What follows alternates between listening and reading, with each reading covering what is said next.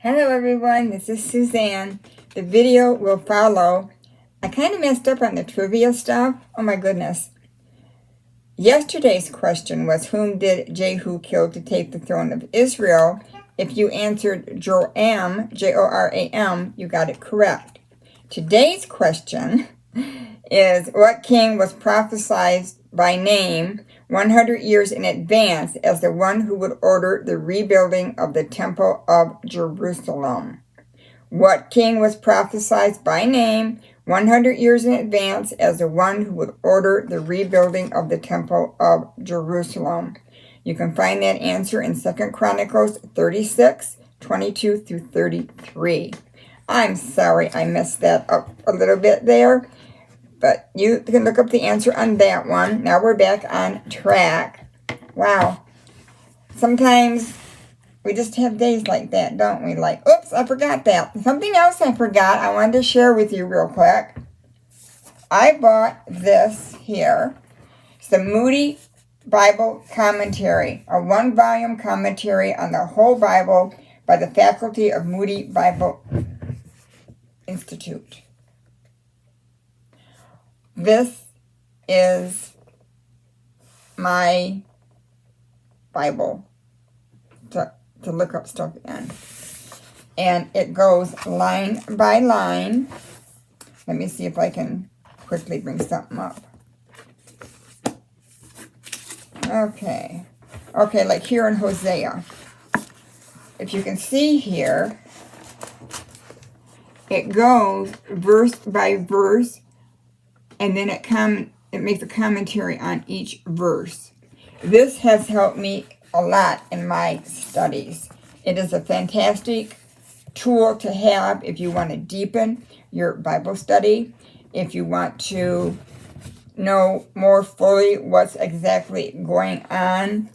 They just explain it very well, and it has helped me in my studies. And sometimes we need something to get the creative juices going, to get our thought processes going in the right direction.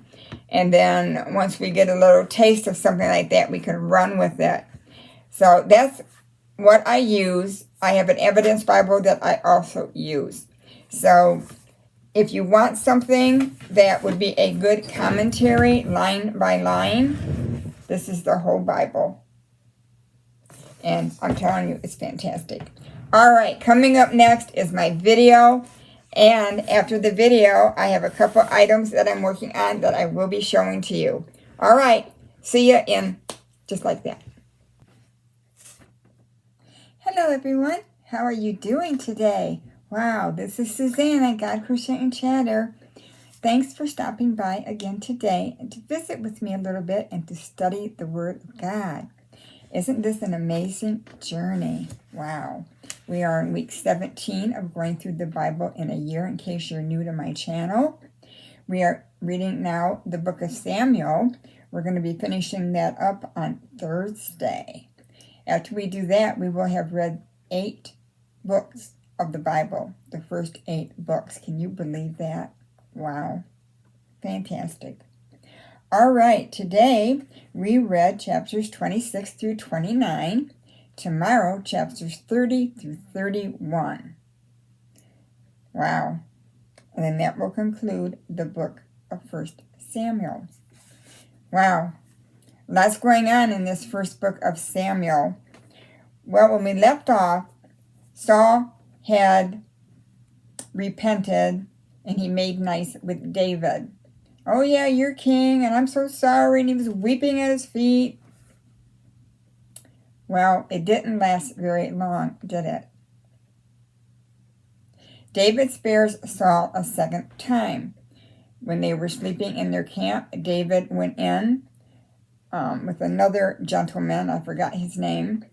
But he went in and he took his spear and his water jug that was next to his head.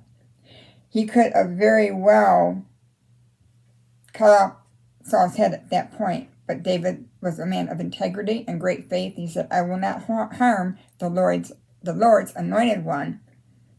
Even though Saul was doing all this stuff, David respected him. And I think that's what we need to do. Maybe we didn't have the best father or mother or grandparents growing up. We still need to respect them as our father and our mother. We don't have to agree with what they did to us while growing up or if we were abused, but we still need to respect them. And yeah, that is my mom and dad or whoever. Corrie ten Boom said that when she was in the camp, there were several times that she was fearful because she hid the Bible on her leg, and they were coming in the barracks to inspect them. Well, the barracks were full of fleas, and they decided, nah, we're not going in there. So she was spared from being discovered having a Bible. That would have been a death sentence for her. And many times they were walking past inspection, and the Lord, Corrie ten Boom prayed to the Lord, Lord, make us invisible to them. I hope they don't see us. And they walked right past. They didn't even say boo to them. That's some amazing testimony. What a life this lady has led, and her dedication to staying faithful to God through all this reminds me of David. Well, again, in verse 26, 21, Saul once again says, I will harm you no more, and I have played the fool and erred exceedingly.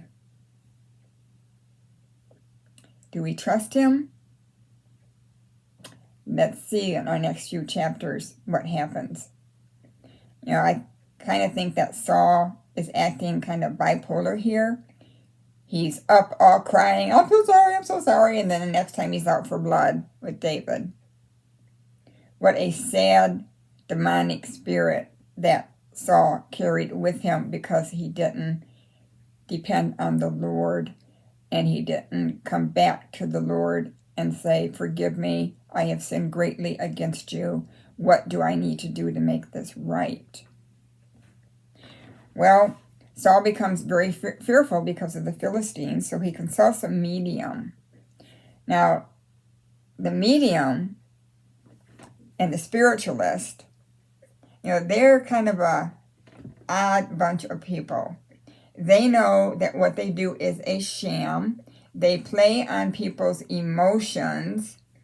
They ask you questions, and depending on how you give the answers, they can just draw from a little bit of information and feedback something to you that sounds like, wow, how'd you know that? They're very good at what they do, and they're very deceiving. And Saul was told to wipe them out, to kill every one of them in the land. And Saul didn't. He just let them go. So the medium is doing her thing, and all of a sudden Samuel pops up, and she, whoa! And she kind of like, this doesn't happen, what's going on here? And then she said, you deceived me, you are Saul, you're trying to trap me. And he says, no, I need to talk to Samuel. Well, again, instead of counseling with the Lord about this, he did something very evil. And God allowed this for a special time to happen. And so he talks to Samuel, and Samuel reveals with him, you know, what are you doing calling me back up? This should not be done, and you are sinning exceedingly. And he goes over all the history of Saul, and you did this, you did that, and God took away your kingdom. Like, kind of grow up, you know. Time to grow up here. And if we read in Leviticus 19:31, chapter 20, verse 6 and 27, Deuteronomy 18:10 through 11, and Isaiah 18, verse 19, it talks a lot about mediums, seances, and all that type of thing, and it's strictly forbidden to the children of Israel. You might say the medium had her socks knocked off. She was so startled. Well, Saul failed to listen to the Lord. He did listen to the voice of his men and of the medium. Now that reminds me of a story about Solomon's son Rehoboam. He was the first king of the kingdom of Judah, and the younger ones advised him to raise the taxes on the people, and the wiser, older one said, no, you don't want to do this. They'll love you. If you raise taxes, they're going to hate you. Well, they did it anyway, and that's when the kingdom became divided. 10 northern groups broke off, forming a separate kingdom. And we'll read more of this in 1 Kings when we get there, so I'm not going to expound on too much here. So, I know when I was maybe 16, 15, I went to a carnival, and there was a medium there, like, read your palm. Well, not knowing any better, I paid the money and went in, and she looked at my palm and said all kind of things, and she said, you are going to marry a tall man with dark hair, and you're going to have 2 children. And I said, okay. And I kind of, I'm sitting there thinking,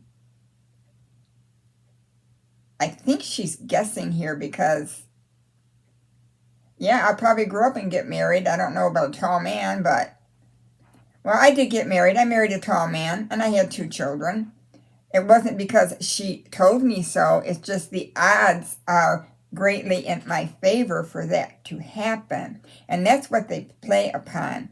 Ouija boards are another big no-no. I've heard of kids that have played it that were terrified.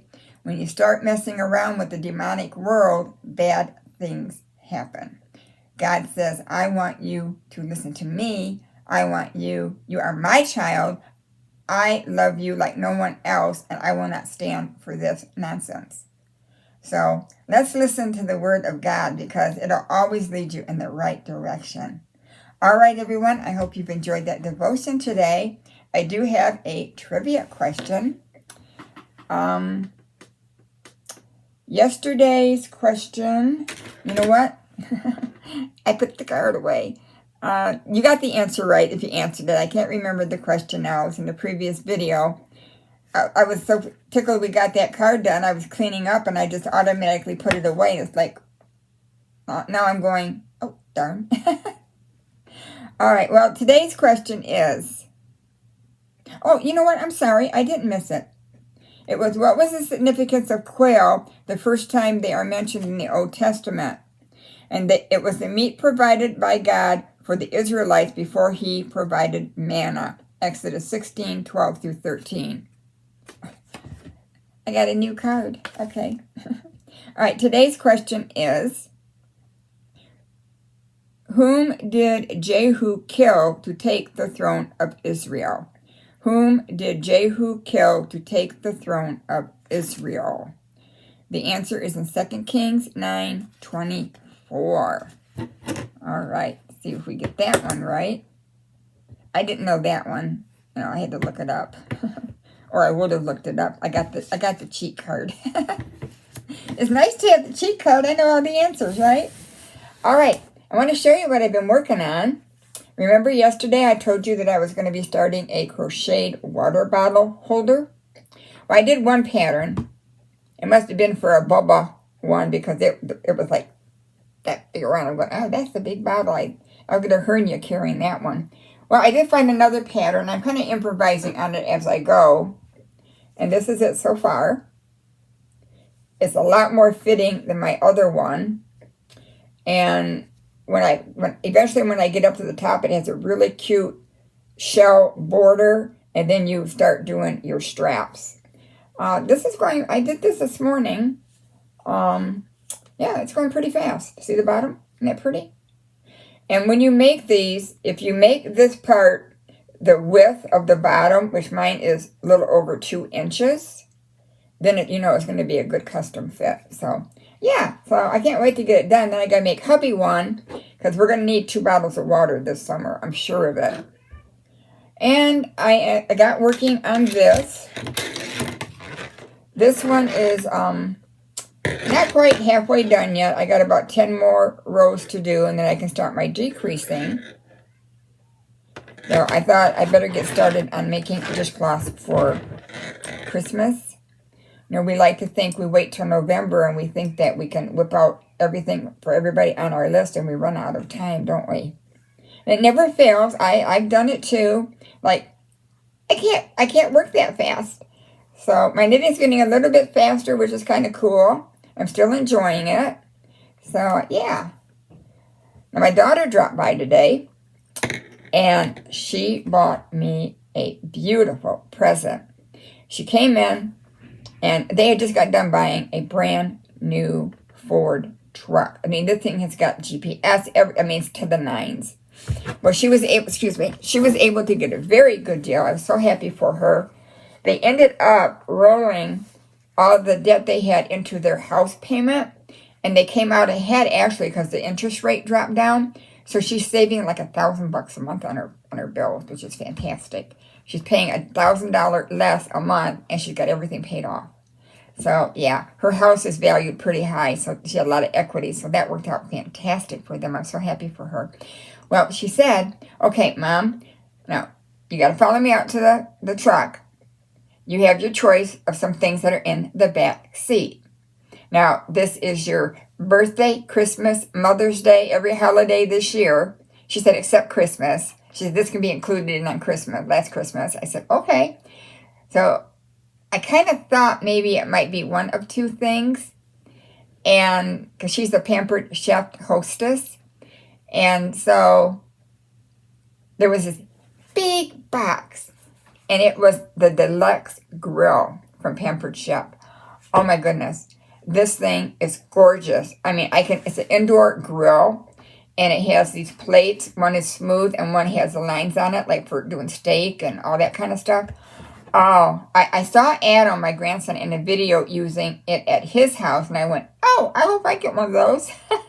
So my beautiful daughter, she says, I'm going to take this one.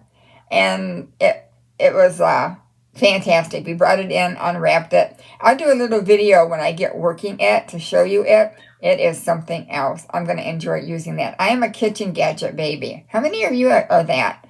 You know, I have a toaster oven, a microwave. I have a NutriBullet. I got a Instapot.